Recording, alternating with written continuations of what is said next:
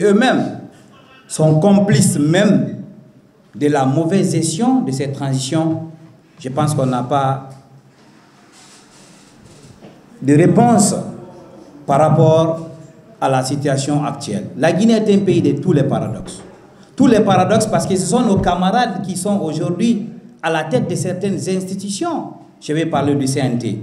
Un pays de paradoxes avec lesquels nous avons marché dans les rues de Conakry en 2018 pour réclamer la réduction du prix du carburant.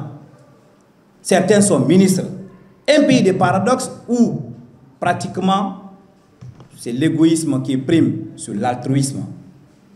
Un pays de paradoxes où la majorité des Guinéens sont des croyants monothéistes et de surcroît musulmans. Un pays de paradoxes où un religieux se lève un beau matin pour soutenir ou encadrer ou entretenir des relations avec des personnes qui ont pris des engagements dans un pays. Le retour à l'ordre constitutionnel ne sera pas un frein.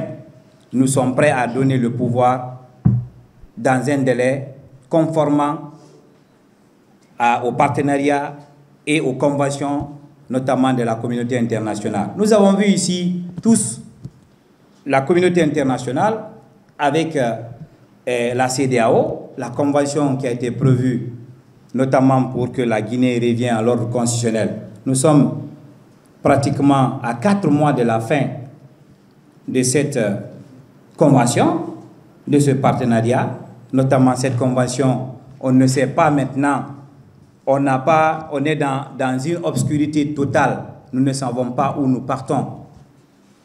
Les R qu'ils ont parlé, rectification, on a l'impression que la Guinée va naître bientôt, ou n'était pas née d'ailleurs, quand vous entendez les expressions. On va faire des textes qui vont résister au temps et à la tentation.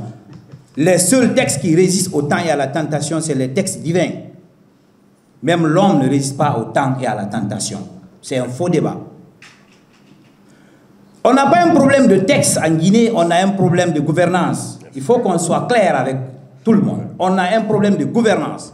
Depuis 1958, quand vous regardez, nous avons fait les plus beaux textes de la sous-région. Mais nous avons toujours été les derniers à respecter ces textes. Je prends juste le code de collectivité locale de notre pays. Le Mali s'est inspiré de la Guinée, ils ont battu le record. C'est un paradoxe.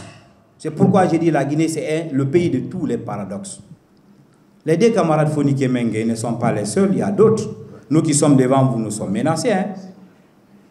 Mais il faudrait qu'il y ait des Guinéens qui vivent pour que les autres se libèrent.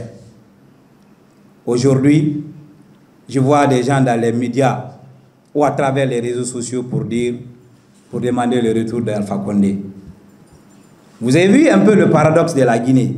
Cependant, les mêmes personnes qui ont encore crié et applaudi le 5 septembre le régime de Doumbouya, c'est les mêmes qui reviennent. Vous avez vu que le paradoxe dont je parle, la Guinée est le premier pays de paradoxe du monde.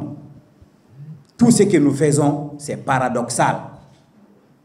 Il est temps pour nous, chers Guinéens, chers jeunes Guinéens, acteurs de la société civile, acteurs politiques, et surtout ceux qui font semblant, je les invite, d'arrêter de chercher des postes à travers des sorties médiatiques. La journée et la nuit, on est amis d'un ministre. Les forces sociales ne sont pas parrainées. Je le dis une fois encore devant tout le monde. On n'a pas de parrain. Nous croyons à ce que nous faisons. Depuis 2018, nous n'avons pas changé notre position. Depuis que nous avons lancé pour la réduction du prix du carburant à la pompe, on n'a pas changé de position. Quiconque a des preuves qu'il les brandisse, je le dis haut et fort. Et nous restons dans notre position. Aujourd'hui, nous réclamons le gouvernement du CNRD. On sait que la Guinée a ratifié plusieurs textes, traités et conventions internationales. Nous le savons tous. Ces traités et conventions, si on dit que la Guinée a fait des violations des droits de l'homme, vous regardez les textes. Aujourd'hui, la liberté d'expression a reculé. Vous regardez notamment les conventions internationales, quand vous regardez par exemple la Déclaration universelle des droits de l'homme, vous lisez, c'est des textes de référence même des constitutions dans le monde aujourd'hui, francophone. Mais malheureusement, on est en train de passer à côté. On est en train de faire croire aux Guinéens que la Guinée n'existait pas avant le 5 septembre. La Guinée a existé avant le 5 septembre, la Guinée va continuer à exister après le 5 septembre. Les hommes passent, mais la nation demeure. Il faudrait qu'on le sache. Aujourd'hui, nous qui sommes de la société civile, le seul hic que nous avons, c'est parce que nos camarades inondent le CNT. Nos camarades, certains sont dans le gouvernement, ils sont ministres. Ils étaient avec nous. Mais il faut s'interroger. Alors, le pouvoir en Guinée est-il synonyme de changement de comportement radical en s'opposant aux intérêts collectifs, au détriment peut-être de ces intérêts collectifs, on met au primo l'intérêt individuel, l'égoïsme, la recherche du soi, la satisfaction de l'intérêt personnel. Et nous le savons tous. Donc, je pense qu'aujourd'hui, les deux camarades qui sont là, ils n'ont rien fait, ce n'est pas des rebelles, c'est des citoyens comme nous.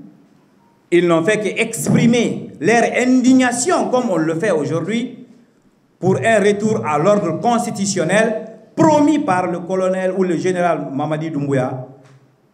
Il a promis le retour à l'ordre constitutionnel conformément, mais nous sommes en train de voir des manœuvres dilatoires qui sont en train d'aller vers la confiscation du pouvoir, les libertés individuelles et collectives. Que Dieu sauve la Guinée et les Guinéens. Je vous remercie.